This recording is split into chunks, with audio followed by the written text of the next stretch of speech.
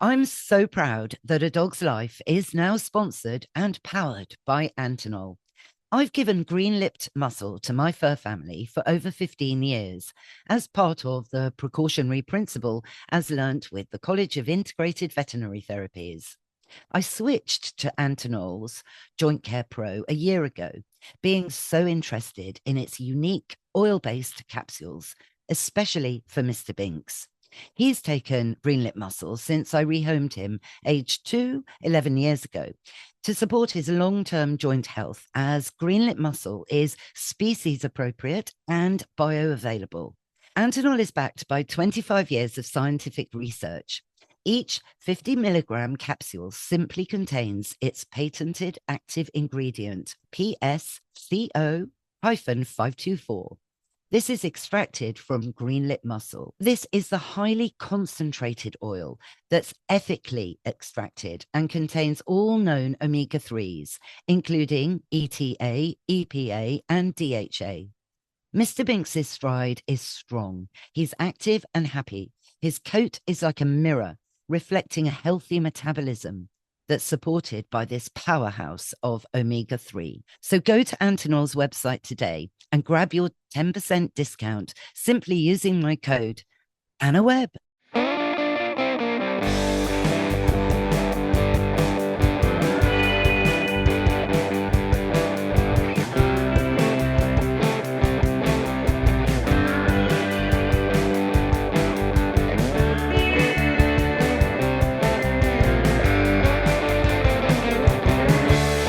Hello, I'm Anna Webb, and welcome to A Dog's Life that's powered by Antinol.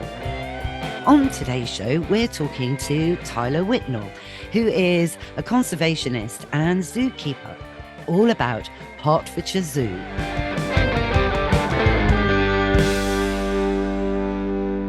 Tyler Whitnall, thank you so much for joining us on A Dog's Life. Oh, thank you very much for having me. I'm really thrilled to be on. I'm so excited, because I feel like I'm really honored to be talking to a zookeeper, but a wildlife expert at the same time. And I'm really excited to learn more about your work. Tyler, how did you get into this in the first place? Well, I was very, very lucky. So it actually all starts with my granddad 41 years ago. So it's both, we've got Hertfordshire Zoo and the Big Cat Sanctuary, and they're actually both family-run charities. So it was my granddad that started it with my nan 41 years ago at the zoo. He took over what was called Broxbourne Zoo at the time, and it was ranked the worst zoo in the UK. So when he took over, it was the first time he'd ever seen animals before. He had a big, successful coach company. And the reason he was buying this place was because it was quite a really run down. It was basically a dump site with just some animals there. So he was going to park all his coaches, and then he decided when he turned up, he saw that this lion just kept in this tiny little prison. Couldn't have been any more by 3 meters by 2 meters, just old scaffolding, had never been on grass before. And that's when he fell in love with this lion and decided to sell up the coach company. And yeah, basically the rest is history. He built this lovely new habitat for this lion, and it's just kept developing ever since. And now we've got a very successful zoo in Hertfordshire, and the Big Cat Sanctuary is celebrating its 25th anniversary this year, and that is his big passion, his big cats. So he's done some amazing work, and very lucky just basically to fall into the family business, really. Amazing, Tyler. That's amazing. And obviously, you're on the BBC, aren't you? I think as well with One Zoo 3. Yeah, yeah. So we're very fortunate. We've got a CBBC show called One Zoo Free, which features me and my brothers, Aaron and Cameron. And basically, it's just showing the great work that's taking place in good zoos. So it's showing what's happening at our zoo and sanctuary, but also what other zoos are getting up to as well. But yeah, just showing what modern day good zoos are all about, with really high welfare levels, looking after animals, education work that's going in, all sustainability work, and of course the conservation efforts we're doing around the world. So it features a lot of our conservation work in Africa, in India, and all sorts. I love all the conservation work as well. I mean, we are going to get on and talk about wonky vegetables very shortly, which is fantastic. But because I'm very upset, obviously, by climate change, and particularly sad that very soon there will be no polar bears, and I just feel it wasn't really up to us, man, to destroy the animal kingdom basically, and all in the name of ego and greed with poaching going on in Africa. The tiger particularly upsets me, but I know a lot of work has been done and tigers are, coming back a bit, I believe, in the wild, Tyler. But explain what you're doing on that level, the conservation aspect, and particularly also with snow leopards. And is it true that there is a snow leopard at Hertfordshire Zoo? Yes, so we have a snow leopard at Hertfordshire Zoo, and we have snow leopards down at the Big Cat Sanctuary as well. And they're obviously an endangered species, so they're part of a European endangered species breeding program, which is governed basically by zoos and sanctuaries to try and basically keep the cleanest genetic biodiversity of these species. And basically, what we want to have is this backup population within zoos and sanctuaries for if it ever did get too severe in the wild, at least we're able to try and support that.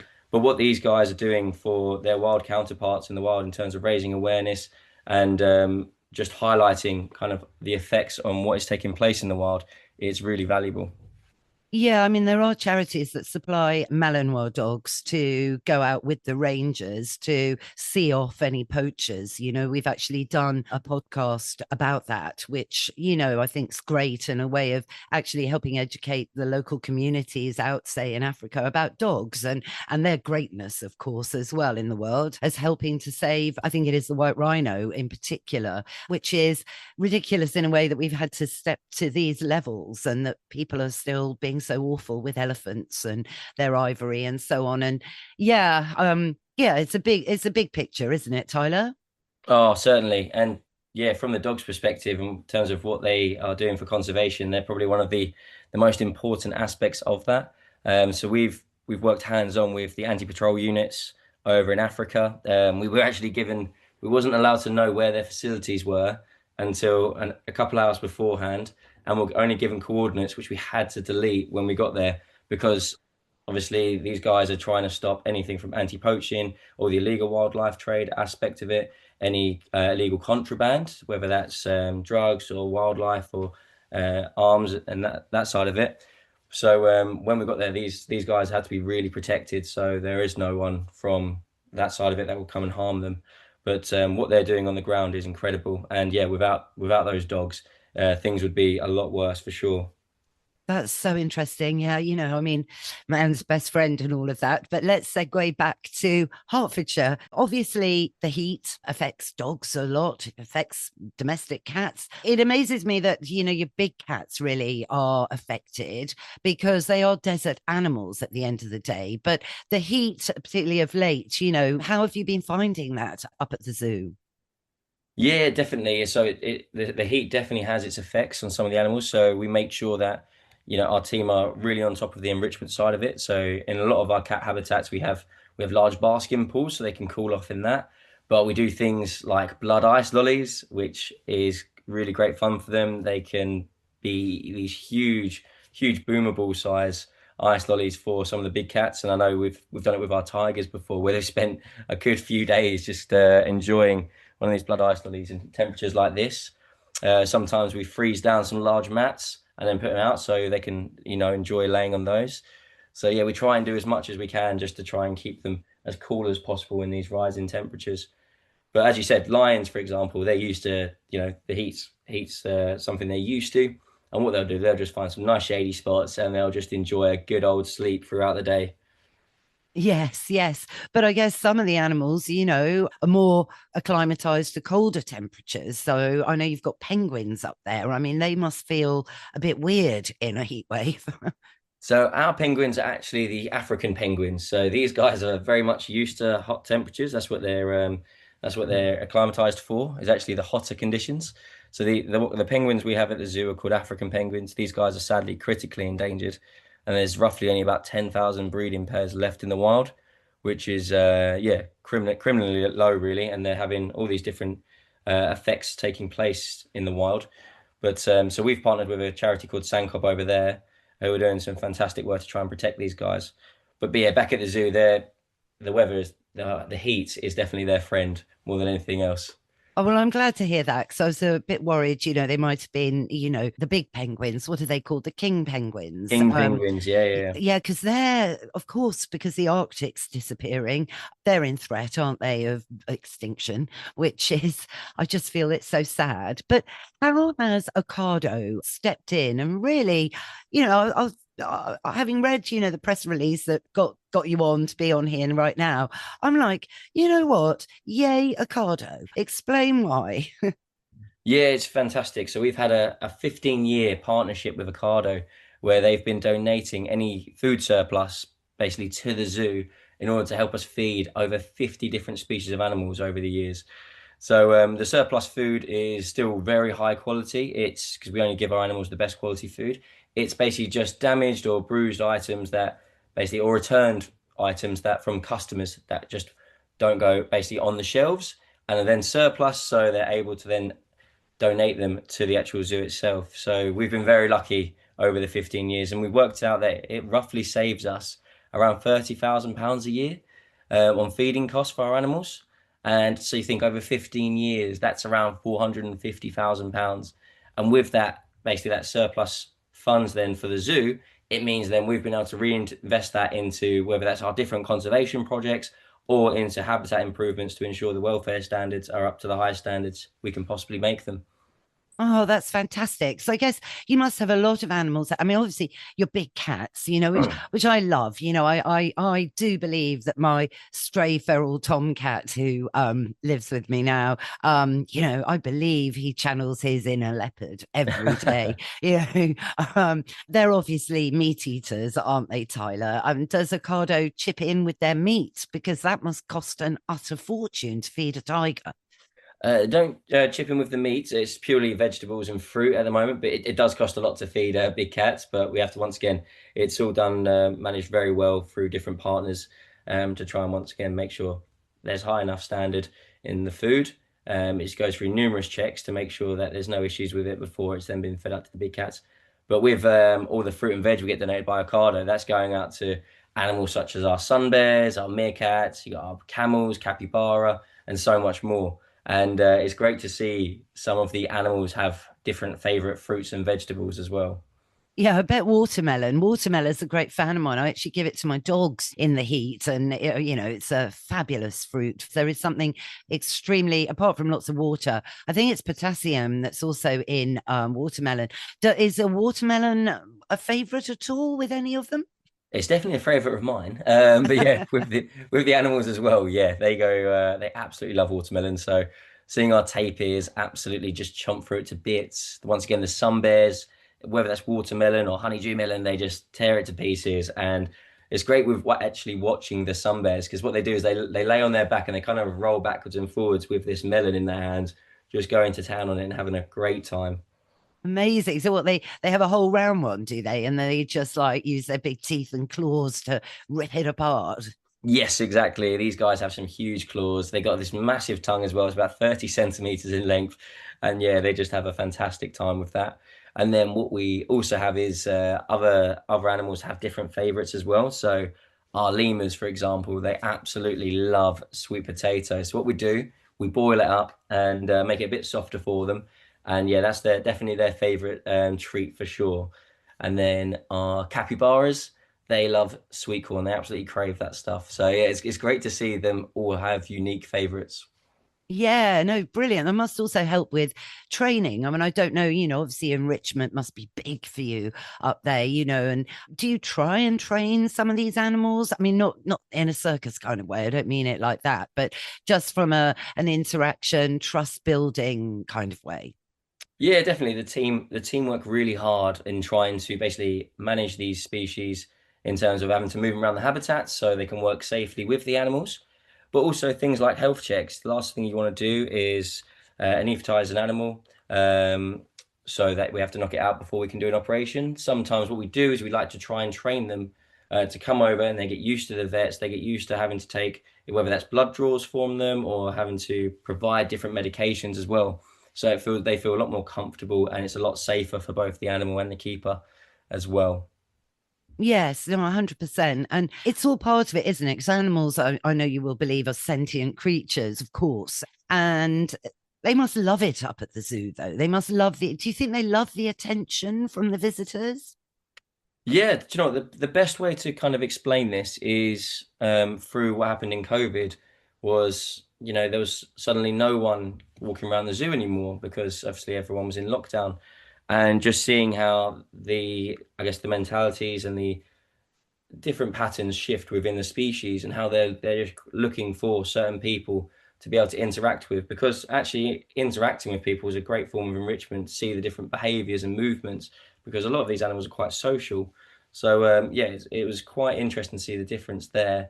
And then when obviously everything was back open again, just seeing once again how they reacted and how they actually fed off of people's movements around the habitat. And yeah, it was great to see actually that they do enjoy having a lot of the public around. That's interesting. How about the big cats? Are they more aloof or being predators, obviously? Or can you see a domestic cat in a lion? I think definitely you can see, yeah, when you look at some domestic cats and you see the way our big cats are as well, you can definitely see that link for sure. But I feel like cats in general, they're quite happy to just get on with their own thing. They're not a lot of the time, they're not really too worried about what others are doing. They're quite happy just to keep themselves to themselves, or if they want to interact, they'll do it in their own time. Yeah, at the end of the day, we never force any animals to do what they want to do. It's all up to them, and that's what is always really important for us. But yeah, the cats definitely they're like the bosses in a way. It's entirely up to them. Yeah, absolutely. I mean, do you have a favorite or a particular camel, for example, that you've particularly built a relationship with?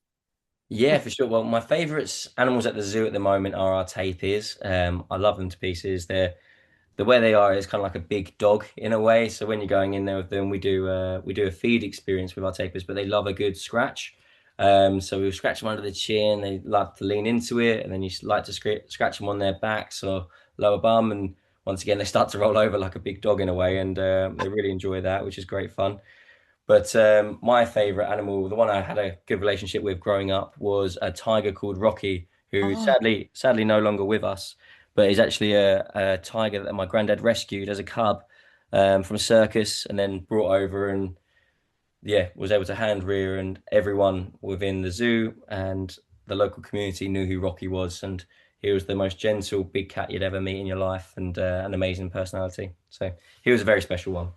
oh my gosh, that's so interesting. So, were you able to sort of hang out with him without any fear that he might think, oh, it's my afternoon tea snack? Yeah, so many years ago when health and safety obviously wasn't, and to be fair, the standards are a lot better now than what they were back then in terms of managing wildlife and animals. It used to just be a casual thing for keepers to be able to go in with certain animals, and that's what my granddad had with Rocky. Until obviously the standards were updated, which definitely was the right thing. But yeah, then he had to stop going in with Rocky being fully grown and had to start doing it through the mesh and things like that. But it was still absolutely gentle the entire time, and it's amazing how many people still come up to the zoo today and will talk to me about Rocky and yeah, just those memories they had with him. Oh, that's so lovely. How long did he live, if I may ask?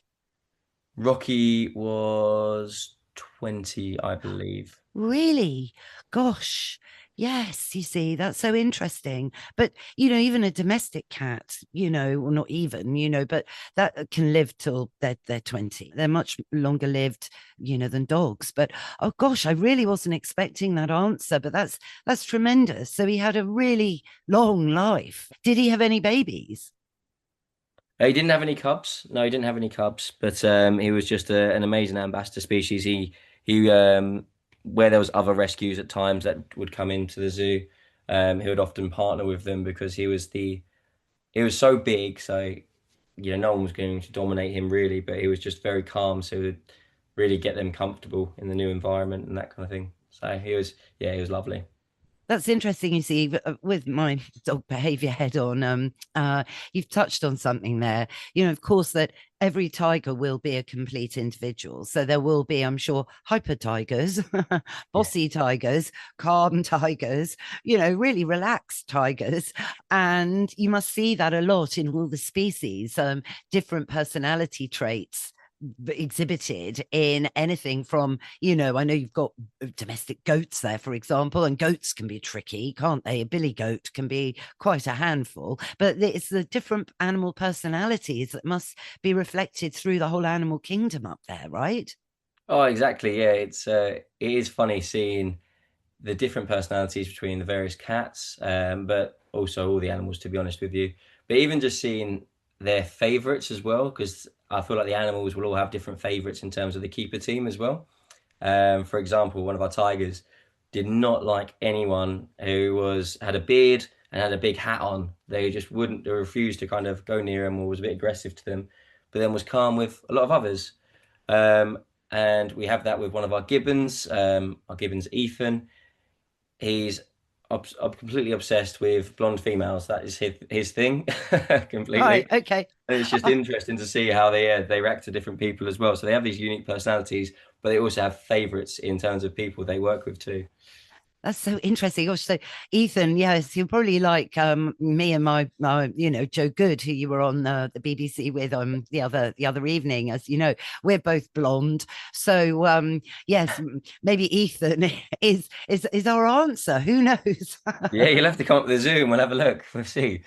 Yes, no, I do know a little birdie has told me actually since our chat on there that we're very keen. I mean, would you accommodate a little bit of a live pre-record up at the zoo, literally talking to yourself and other people? Anyway, that's the side issue, but something maybe we could talk about. Oh, I would love that. Yeah, because we can got some wicked setups. We can do it overlooking our lion habitat, our tigers, our sun bears. We can get a really cool setup, and we can get some of the team involved that are working with these guys day in, day out. If you would like that, it'd be great to have you up. Oh, do you know what? It's this whole educational aspect. I'm hoping this podcast is getting a bit of that over because so many people think zoos, oh, a zoo, but without zoos, we're going to lose these magnificent animals because left. If it wasn't for the work you're doing and other organizations, of course, that are really helping to stop the poaching out where they, were born out and educating also the local communities out in, say, Africa and India as well. The future is doomed because these animals wouldn't be able to survive. The Chinese medicine trade, for example, particularly where Bhutan is, because I know Bhutan, that neighbors China and India, I know you know all that, where there is a tiger population, or I think there always has been. Am I right? But that's been threatened hugely by Chinese medicine. Yeah, it's a huge issue, not just across tigers, but across a lot of wildlife. Whereas it's never been scientifically proven that it works, or they've used science to show that it doesn't work and it's not making any impact. And they use it for a lot of medicinal values, which obviously go back many, many centuries. But yeah, it's affecting not just tigers, but many different species. A lot of which we actually we house at the zoo, and we're trying to educate people on. And we've even sent our team to go hands-on into the field to go and work with our conservation partners to get a better understanding, but also to try and help as well where they can. And yeah, like you said, zoos definitely had a mixed connotation, mainly from historic work, but a huge part of what we're trying to do now is explain what good modern day zoos are really bringing to the table in terms of that conservation efforts, the welfare of species in general, sustainability, where we should be a green hub throughout. That's just what we should be, and education. We're educating hundreds of thousands, if not millions, of students a year and people a year throughout all our different collections. And we're trying to make that lasting impact to show why not only zoos are so important nowadays, more than ever, in terms of what we're trying to achieve, in terms of protecting species around the world, and just trying to get them on board and share that wonder of wildlife with them, really. And that's why we changed from Paradise Wildlife Park to Hertfordshire Zoo, is because we're really in trying to embrace that zoo terminology and really trying to educate people on what modern day zoos are all about. I think it's brilliant. I really do. You know, in the Big Cat Sanctuary, interestingly, I learned about the Big Cat Sanctuary from the company who's now actually sponsoring the podcast, which is Antonol, which may Oh, ring a bell. great. Yeah, okay. So yes, no, I know because I'm a mad fan of green lip mussel. I have been for years and years and years. And this really for me takes green lip mussel into a whole new sphere, being a liquid, an oil basically. So I'm taking it, everyone here is taking it. We've all been on it for over a year now, and I think it's great. It's brilliant. So I'd love to know you know, how that worked on the big cats. Yeah, so obviously big cats, when they get to a certain age, there's a bit of a weight to them. Their joints start to definitely seize up. It's a very common effect in a lot of cats. And yeah, the treatment Antinol and the medication that they're able to provide has definitely been supporting with those issues for sure. And the best team to obviously talk about this would be the cat team working hands on day in day out with them to really explain the benefits. But I've only heard positive feedback so far, and we've been working with them for a little while now. And yeah, I think it will long continue at this rate if it keeps benefiting the cats at the way it is. Oh no, that's great to hear. The cats, I mean, they're just devils in that they disguise pain, you know. They're so good at that. In fact, I think all animals are really. I believe it's like a pride thing, and it's like animals hate weakness, you know. And so to reveal weakness, whether you're a dog or a cat or any creature really, is making them vulnerable in their instinctual way. Might you agree on that? Definitely. I think it's especially from the wild standpoint, if you show any sign of weakness, you're going to be capitalized on by another predator or another animal that will take advantage of that situation, any form of weakness. And you see it in zoos as well, to be honest with you. We've seen it with lions, where if one of the lions in particular is showing that they're not quite up to their strength or their mental capacity, the other lions you'll start to turn on that lion. And that's where you have to make sure you manage the species very carefully, because it can turn so quickly. Yes, I mean, it's all about management, even in a multi dog home, you know, it's all about having your cues to on your bed, on your bed, you know. Yeah, exactly. So, you know, I would just love to come up and just, you know, spend a week, I think, up, maybe commute between the Big Cat Sanctuary and obviously the Hertfordshire Zoo. Because isn't the Big Cat down in Kent? Yes, the Big Cat Sanctuary is down in Kent. So yeah, in the countryside down there. But what we should do, we should arrange for you to be a keeper for the day. One day at the sanctuary, one day at the zoo. You can work with some of the different species and really gain a good grasp of what everyone gets up to with these amazing animals. Oh my gosh, are you serious? I would love that. I mean, I'm not too bad, you know, because you know, I'm good with animals. You know, I'd be careful with my eye contact. I would keep my excitement as minimal as I could possibly manage. But if I, you know, gosh, and it would be honestly a bucket list experience, to be honest with you. You know, and well, you know, because there's so much I'd love to plug for you on this podcast. I know that what you can do, which, you know, but it is expensive and people would have to save up, but it would be worth it. And all the funds would go for such a good cause, is to spend a night in a lodge at the Big Cat Sanctuary. I mean, when you do that, are the cats actually around you? I mean, like, or are you in a separate zone, or how does that work?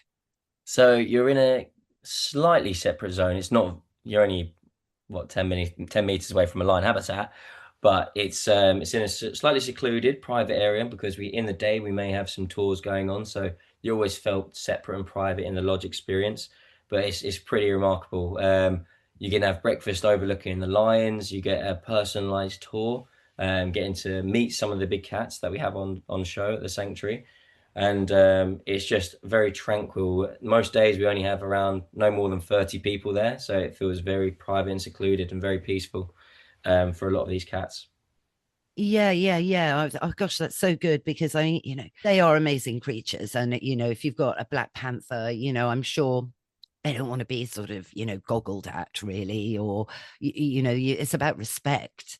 I mean, yeah, they're the king of the jungles, aren't they? You know, just magnificent creatures that I can't bear the fact that they've been so exploited over years. I suppose no one knew in the 50s that we'd end up being in this situation now, and, with the fur coat situation, obviously, which I don't like at all.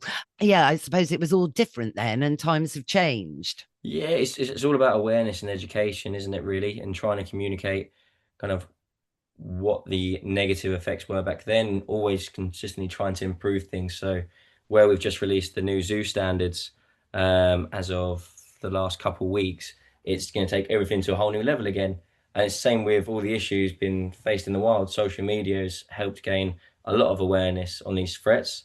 And I'm hoping, obviously, we can start to see some positive impacts being made on that to help protect more species. And we need to just make sure the governments get involved in just cracking down when people are caught out. Really, that's one of the main things as well, because there's a lot of people that get a slap on the wrist for some pretty nasty work with wildlife, and we just need to make sure that there's, yeah, definitely more going into that side of it as well. I mean, something I was just going to mention. I mean, I don't want to, go off piste, as it were, too much, but I don't understand this trophy hunting business, and it makes me so sad. The other day on one of the social media platforms, there was this woman standing with, a grey wolf. And I thought, no, hang on a minute. I just don't see that. What are your thoughts on that? And how can that be stopped?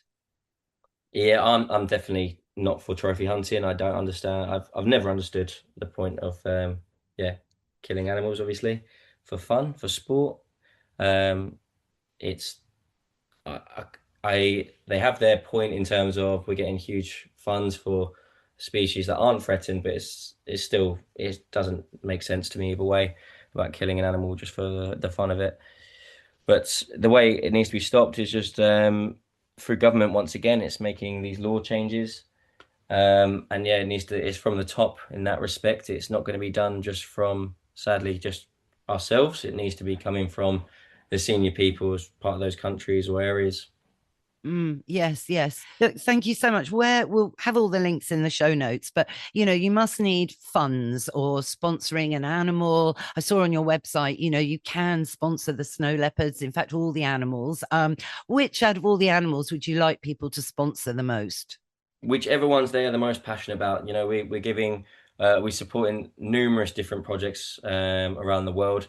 We have a conservation committee that discuss and all the different partners we're with, talking about how they need either more funds or more support in different ways and how we can do that. But just by basically either visiting the zoo or visiting the sanctuary, you're contributing towards that work we are doing in the bigger picture and the bigger scope of it all. So any support is very much valued. Even doing simple things such as liking and sharing posts on social media and spreading positive conservation or wildlife news is a big benefit. So just thank you for any contributions you can make. Oh gosh, yeah. Well, I really hope our listeners do that. Please do that. That's what I'm saying. I'm certainly going to look at sponsor. I can't decide which big cat. I wish I could sponsor them all, really. Oh gosh, Tyler, I think we're going to hold you to this zookeeper idea. It would be really fun if both Joe Good and I were zookeepers for the day. I think that that would be a telly program, an episode in itself, I think, to be honest with you. Yes.